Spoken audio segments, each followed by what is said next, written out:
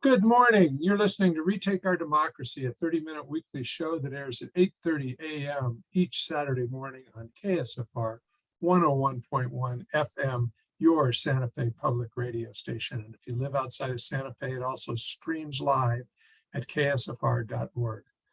I'm Paul Gibson, the host of Retake Our Democracy. Today I'm speaking with Amber Wallin, the Executive Director of New Mexico Voices for Children, and we'll be discussing the effectiveness of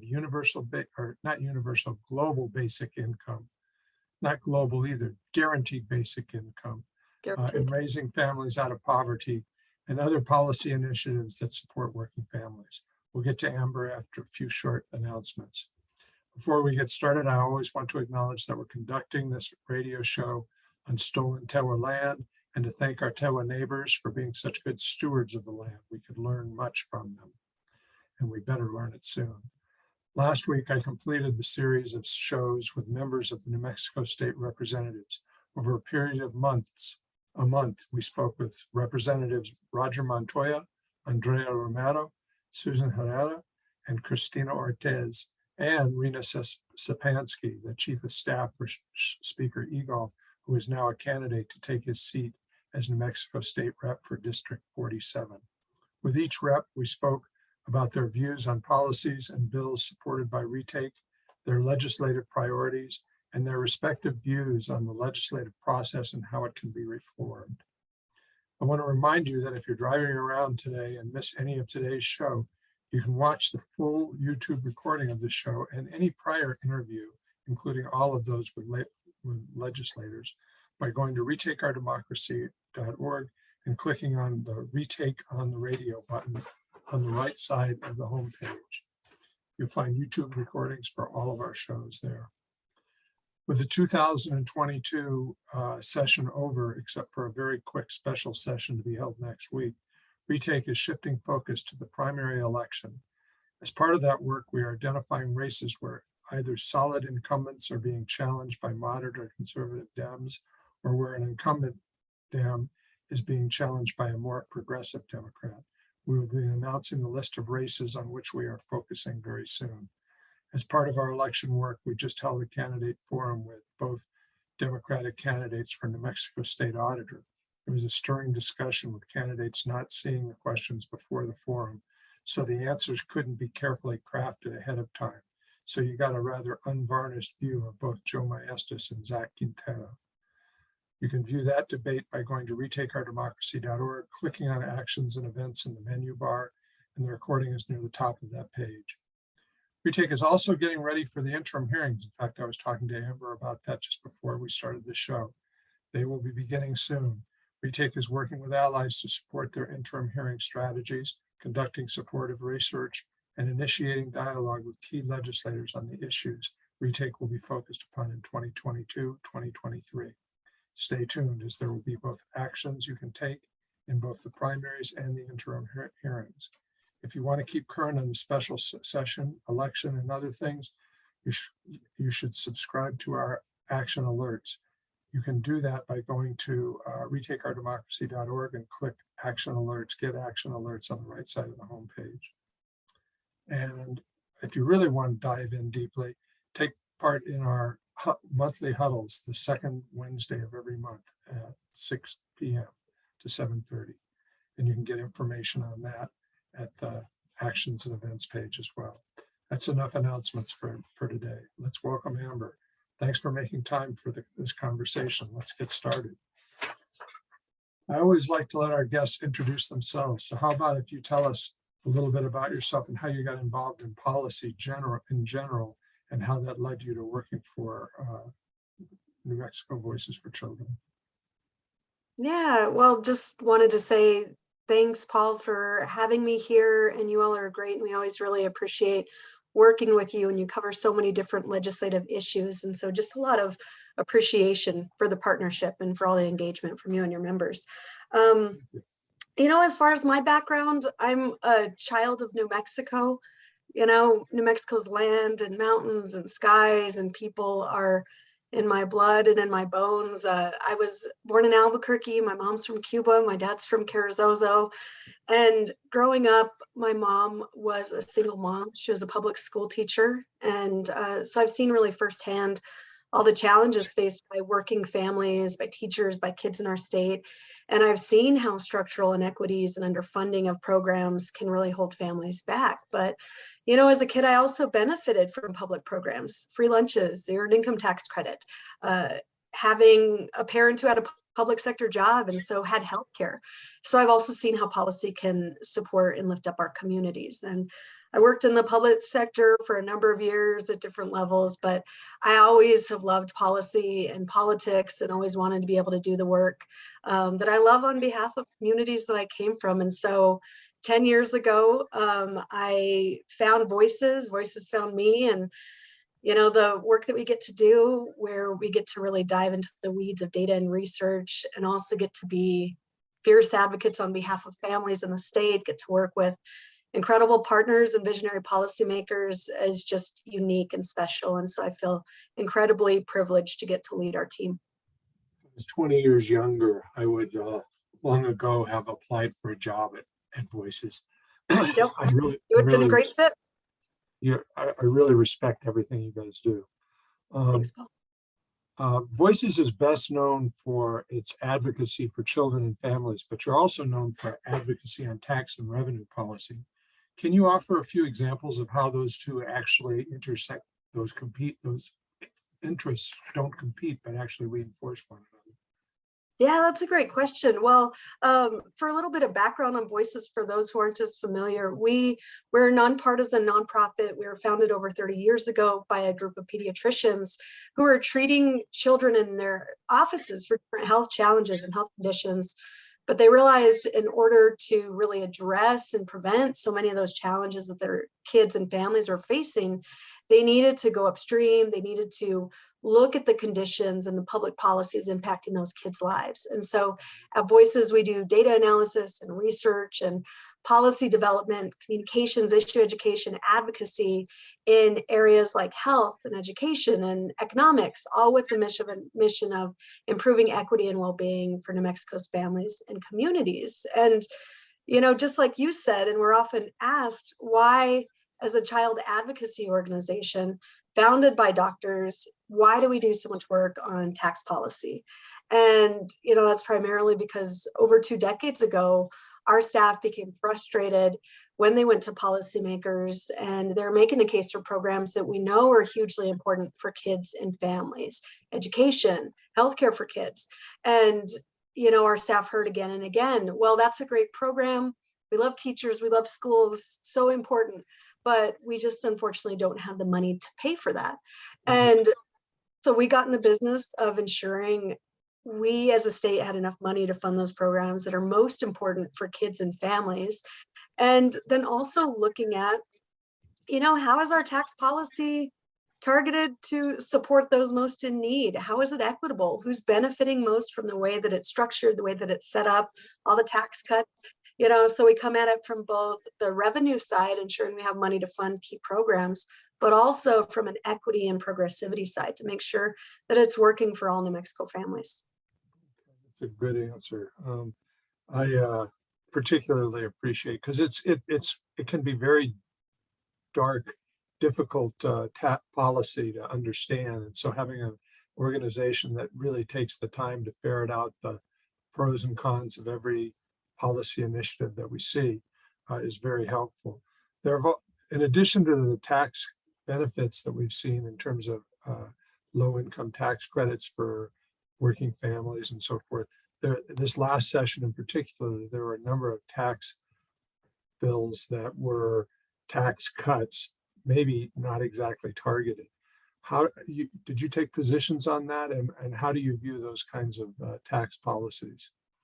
Yeah, that's a good question. We did. And, maybe I'll start by just mentioning, our history as a state when it comes to tax policy. It's pretty mixed bag. And I'd say up until 2019, we had a pretty failed history of what we did when it comes to tax cuts. We gave away massive tax cuts for wealthy earners in 2003. 10 years later, in 2013, we gave away massive tax cuts to big multi-state corporations.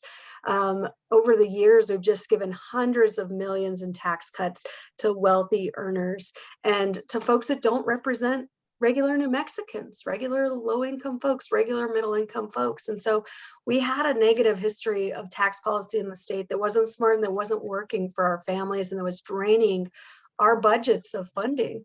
And that made us really over-reliant on the revenue streams that we did have. And we know that that's how oil and gas became such a major driver of our state budget. If you give away all the money, if you give away all the money coming in from wealthy earners, if you give away all the money coming in from multi-state corporations who are using our water and our land and our roads and our education system, you know, that narrows where we can get money from. And so oil and gas now represents about 30% of our budget. So I'd say going into the 2019 session, New Mexico had a lot of challenges to face. And I do want to lift up that, you know, we've seen incredible progress over the years, over these last few years. And 2019, we increased a tax credit for low-income working parents by 70%.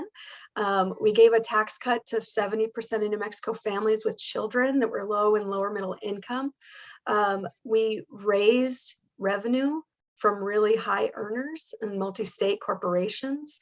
So that's progressivity, that's revenue, that's fairness, that's helping families. In 2021, we built on that progress by further increasing that credit for working parents, expanding it to immigrant mixed status families, expanding it to young workers. And that progress, coupled with a more than tripling of a low income rebate, you know, that put over $100 million more every year in the pockets of low income families. And then this year we saw a child tax credit pass, makes us a leader in the nation, a tax credit that'll go to low income families with children. And really, we know there's a really evidence-based. So I'd say ton of progress. You know, we had this rough history for tax policy that wasn't working for families, drained budgets of revenue, made us over-reliant on oil and gas. We had some really good years of really targeted tax policy. And then as you brought up, Paul, we came into this session and it was a session like we'd never seen before, right? We know we had historic revenue surpluses, but we know that came from two temporary sources, right? It came from federal money flowing into the state. And then it also came from an oil and gas boom. So by definition, you know, both of those things are temporary. We know they won't last long term. And those two things happening during an election year made it kind of a wild session as policymakers were considering giving away a lot of tax cuts, some of them not targeted, some of them not really helping folks, all of them costing the state revenue. And so we saw some progress this year.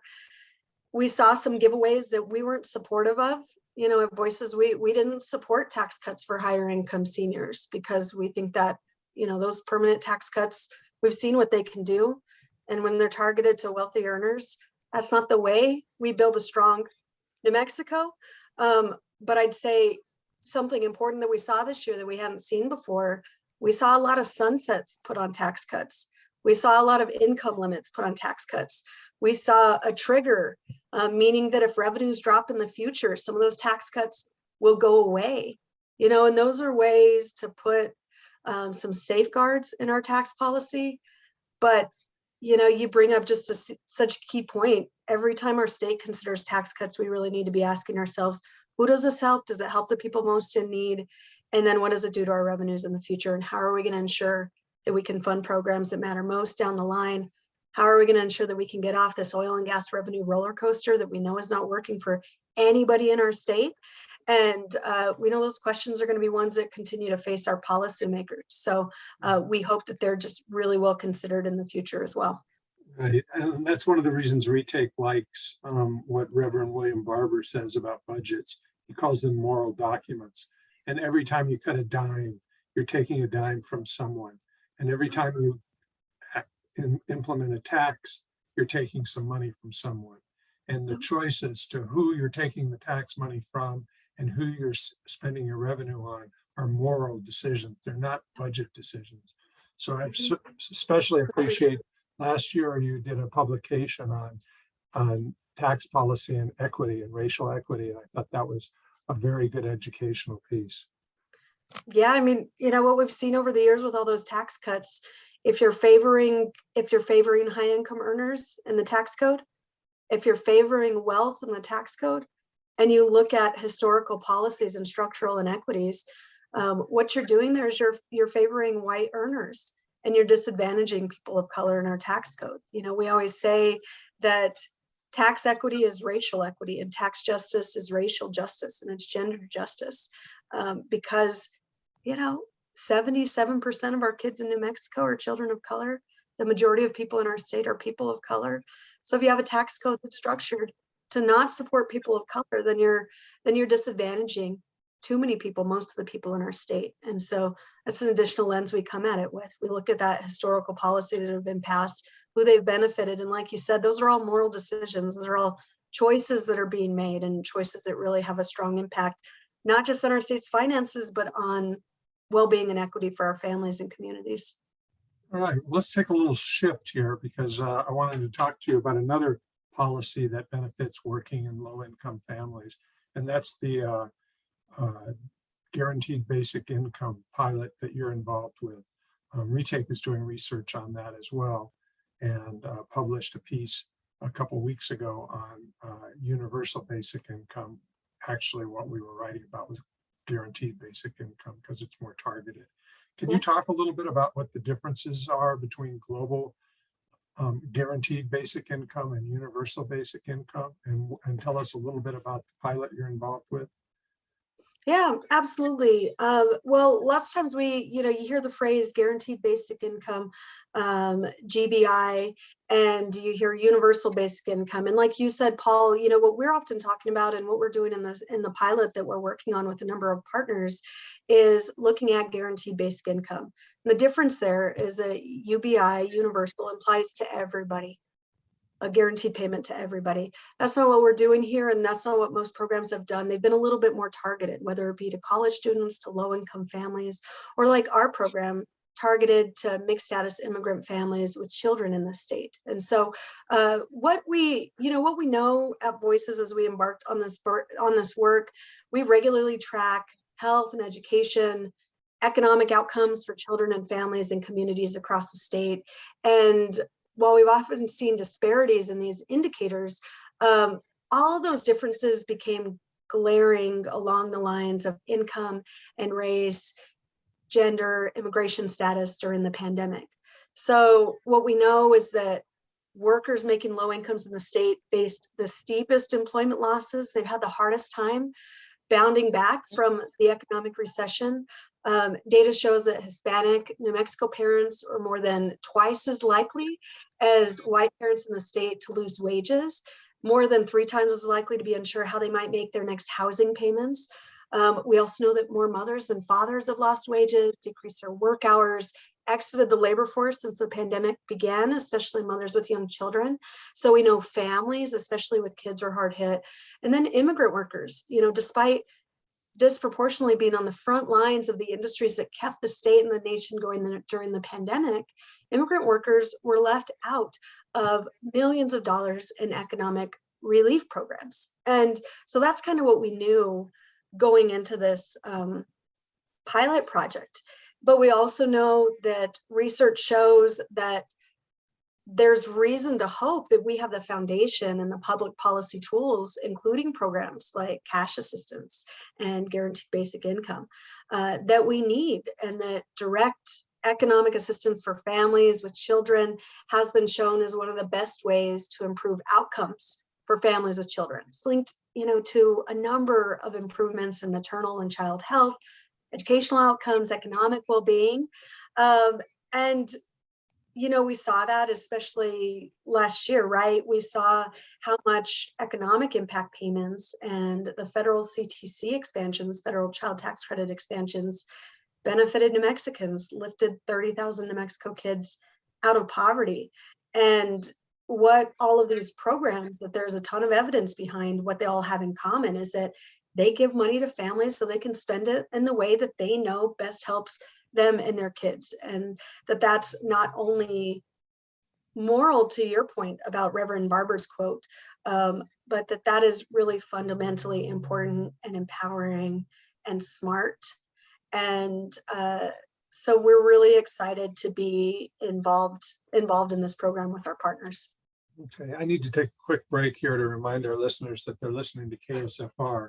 And KSFR is public radio that provides really valuable, real information, not faux news, not misinformation.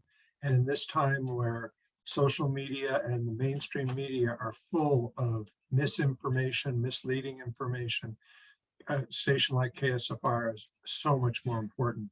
And so they run on a shoestring, and it would be great if you could provide them with a little support. So after you listen to the show, if you could go to ksfr.org, click on their donate button, and take and give them 10 or 20 or $50 and view it as your ticket for admission to some of the best programming in northern New Mexico.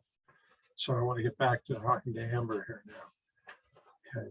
So how is the target population determined for this pilot, and what is hoped to be learned from the GBI pilot? Yeah, that's a good question. And because by targeting our program, by working with mixed status immigrant parents and families, we are a leader in the nation in looking at this type of policy. And, you know, as I said, as we were thinking about what do we do here, as we know that this policy is a really viable way to move New Mexico forward.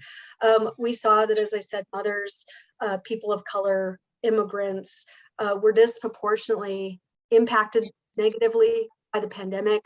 And we also saw that despite the fact that 1 in 10 New Mexico residents are immigrants, that New Mexico immigrants pay nearly $1 billion in federal, state, and local taxes every year, that many mixed status immigrant families were completely excluded from federal COVID relief, including those economic stimulus payments, that over 60,000 New Mexicans didn't get those. Many were ineligible for unemployment insurance, for the federal child tax credit expansions, for many basic safety net programs.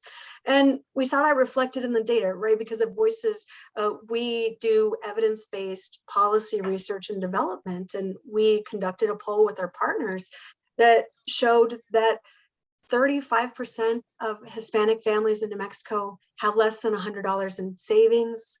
A quarter have had a family member or a friend who died of COVID. A quarter of Hispanic residents are not confident that they can pay for basic living expenses like food and housing and utilities. And that across the board, Hispanics in rural communities are facing worse economic conditions and challenges, especially when you look at Hispanic mothers, Hispanic families. So we knew the immigrants were struggling in our state. We're left out a lot of relief. And so alongside our partners, and we call ourselves the Economic Relief Working Group, we formed just after the pandemic. And we're a coalition of immigrant and community-based organizations. We partner with Somos un Pueblo Unido, which is based in Santa Fe, but has outposts in 7 counties around the state, El Centro de Igualdad y Derechos, New Mexico Cafe Partnership for Community Action. And through this pilot, we're working with 330 mixed status immigrant families in 13 different counties, everyone with kids, who will receive $500 a month for a full year. And that's just getting started right now, right? Exactly. Yeah, we're just kicking it off this month, and really looking forward to learning more about, you know, how we have a unique opportunity right now to restructure our systems and create more equitable policies for a stronger and more just New Mexico. So what are some of the things you hope to learn from the pilot? Well, what we really hope to learn is how basic income programs can provide crucial relief for families, what it can do to ensure that New Mexico families can buy food, can afford their housing payment, can keep the heat on during the winter. You know, these are crucial needs for New Mexicans, and we know that we were struggling before the pandemic. We know that just made conditions worse for families. So really what we hope to learn is how having just a basic foundation to stand on can give families that additional opportunity to really thrive, give those kids and those families additional opportunities to go to school healthy, well-fed, ready to learn, and how programs like this that help families who have long been disadvantaged by structural inequities in the system, how those can help lift up our state as a whole. Okay, I'll be really interested in that. I met with Speaker Egolf a couple of weeks ago, and he mentioned that trying to pass even a legislative study of GBI would be a very heavy lift, because the business sector, and more specifically the chambers of commerce, would be at each hearing banging on the gavel or whatever, screaming that the sky would fall, that they're already having enough trouble recruiting staff. If you make people who are out of work comfortable, they're not going to take positions that need to be filled. How do we respond to those criticisms? Yeah, that's a good question. And, I mean, we know it's not the first time that that some of those groups have said, well, if we increase wages for folks, if we provide basic paid sick leave, if we don't give away tax cuts to massive multi-state corporations, the sky's going to fall and the economy is going to bottom out. So we've all heard that. We know that those things don't pan out. We know that they don't hold water. And especially, we've heard that a lot. Oh, go ahead, Paul. We're I was just going to say we got 1 minute. So. Oh, I was going to say, first of all, those are all based on fallacy. They don't hold water. All those states that cut back their unemployment benefits, they didn't see improvements in employment. They didn't see economic gains. They actually saw lower economic growth. And what we actually know about people who are not entering the labor force, the big majority are seniors. Those aren't regular workers. So I think there's a lot of fallacy that those types of arguments are based on.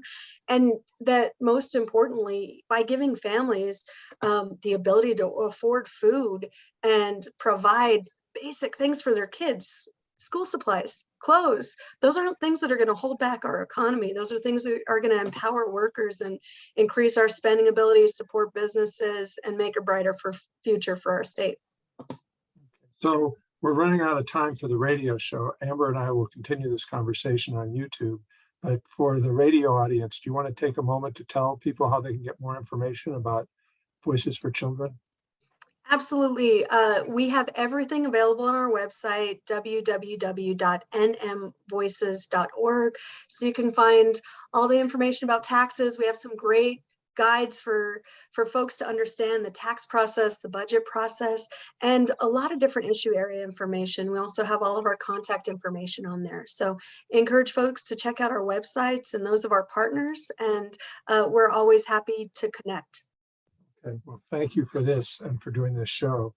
And next week, I'm not sure, I can't see into my crystal ball who I'll be talking with, but I've completed the series on New Mexico House reps, so it won't be a House rep, it'll be somebody else. And I'm thinking maybe there's a gentleman running for, I think it's Eric Amaya, running for Bernalillo County Commission. And we're hoping to be able to have him on the show, but we'll see. All right, well, thank you, Amber, and stick around and we'll continue this conversation after a brief pause. Thanks, Paul.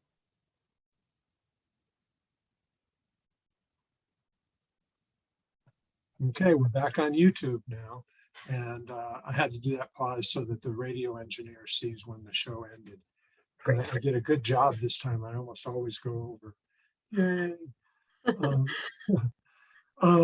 We also got, I published, this show is being recorded a couple of weeks before it's going to air, but I published today a blog on universal basic income, which I misnamed as universal because the studies that I was looking at were really guaranteed basic income. They were targeted to specific populations.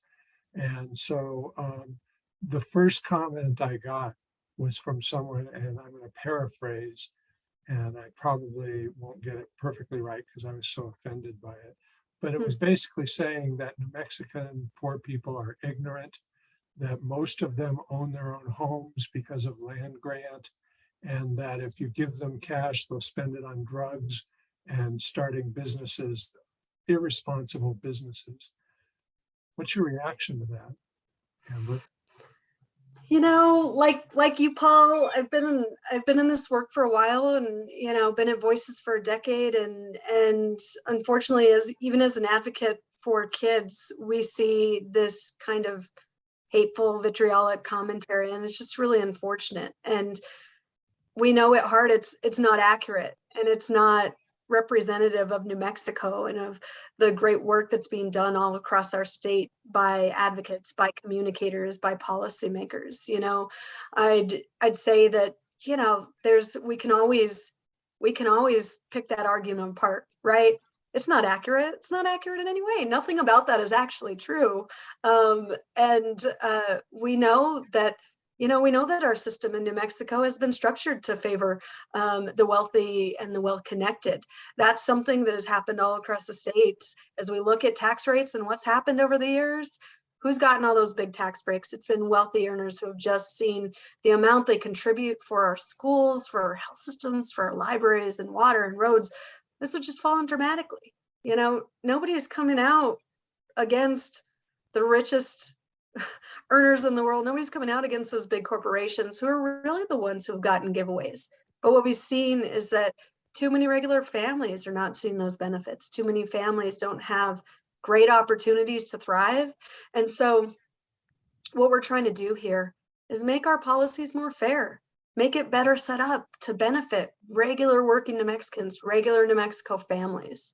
That's the way that we ensure that all those families that are struggling now, that's the way we ensure that they can survive, that their kids can eat, that they have the opportunity to work hard and make a better future for their families. That's the way we make a better New Mexico. And unfortunately, we'll never convince everybody. But I think it's still important to appeal to our better selves and our common ideals about what we think New Mexico should be. And I'm proud that over the past few years, especially, we've seen a lot of progress in that direction. And I think there's a lot of reasons to hope that we really do as a state have a really bright future. And, programs like we're talking about today, these are part of that path. I think that one of the things that I had as a takeaway from that was the assumption that that person had about human nature and about low income people. And one of the quotes in the blog that I did today is that, poverty isn't a character issue, it's a cash issue. It's not as if poor people lack character and wouldn't have any idea what to do with, oh my God, I've got some cash here. All the research on GBI that I've seen says that maybe people don't immediately rush back to take any job like they might have to if they were in a welfare program that required a work effort, entering the workforce. But they'll spend money on a course, a night course, to prepare them for a better job, not just any job. And that's what seems to be the trend with GBI. Is that what you found? Definitely what we've found, and the other thing about that, I gave a lot of data, but New Mexico has the highest rate of workers that work full-time year-round but still live in poverty. New Mexico has the highest rate in the nation of workers with a bachelor degree or higher who are still living in poverty.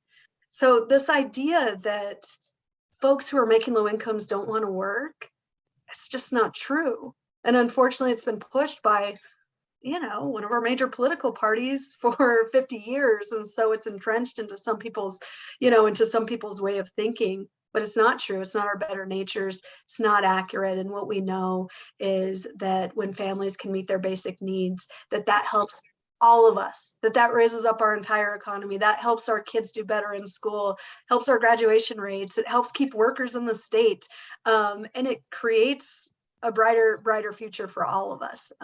Programs like this help our economy, and that's the bottom line. So let's talk about another program that helps our economy, and that's the early childhood education program. You had mentioned growing up with a single parent, so you understood the importance of childcare and early childhood education. And you've been not you personally, but Voices for Children, Retake, and a number of other organizations have long been advocates for expanding funding for early childhood education. And we're going to have something on the ballot in November, finally, to do something. What would the ballot initiative do? And how about that? What would the ballot initiative do? Yeah, that's a great question. Yeah, and the first, for a little bit of background, this policy to provide stable, permanent funding for early childhood care and education came out of voices over a decade ago. And this kind of goes back to our discussion about taxes and tax policy. But we were in a recession at that time, and little money was available to what we knew were really crucial programs. And so we were researching and looking at alternative solutions to find a way to fund early childhood care and education programs long term. And despite what we know about how important early childhood care and education programs are, that's when 90% of brain development and growth occurs for kids. It took over a decade to pass the legislature, but finally did. And what that means now, as you said, is that New Mexico voters can approve the school permanent fund constitutional amendment when they vote in November. And that amendment would recognize that education begins at birth, and it would allocate, right now the estimates are about $125 million, $125 million every year from the state's land grant permanent education fund to early childhood education and care programs. And then on top of that, another $75 million would go towards K-12 education programs. And so that sounds like a lot. That's a lot of money. But what that really means is that we're expanding programs. We're making sure that parents have a safe, healthy place to send their kids while they work. We're ensuring that childcare workers can afford to feed their families. We're ensuring that K-12 teachers are paid. And, when we started this work at Voices and with partners over a decade ago, the permanent fund had $10 billion in it. Today, it's over 24 million. So all of that time, as that fund has grown into massive amounts, too many kids and families have not been able to get high quality, affordable early childhood care and education. So just really crucial. We're working alongside a number of organizations, groups like OLE, the Center for Civic Policy, CHI St. Joseph's Children, the NEA Teachers Union, Save the Children Action Network. All of these groups, we're pushing to ensure that all of New Mexicans understand really what's on the ballot, what's at stake, and how they have such an important role in creating a brighter future for New Mexico's families. Okay, well, we're going to do another show in a couple of weeks with you and some of your partners on the early childhood education effort, and we'll take a much deeper dive into why it's so important. My first job when I was a grad student was I was in charge of an early childhood education program. I was paid through work study. That's how poor those programs were funded. They got a grad student who had no experience in childcare to be the director of an early childhood program because they could pay me out of work study. And so they only had to pay me 20% of my salary. And so, but it was a great job. And it taught me a whole lot about families and working families and the importance of that early childhood education. So I'm grateful for that. Well, it's been great talking with you, Amber, and I look forward to talking with you again soon. And we'll be working closely on both the GBI and the early childhood education initiatives. And in particular, I know we're going to be working with Patricia on getting a bill before the legislature to develop another pilot for the basic income program. Why can't I remember what it is? It's not GBI. global. Guaranteed. Yeah, guaranteed. I can do that, but I keep going to global. I got to stop. There's a lot of acronyms floating around. Okay. Well, thanks a lot, Amber, and thanks for making time for this, and we'll be in touch soon. In fact, thanks, Paul. Please, if you could send me some of the data you were spouting off during the interview, I would really appreciate it. I want to really reinforce the need aspect of for the program. Absolutely. Will do. Thanks a lot. Thanks, Paul. Take good care. You too.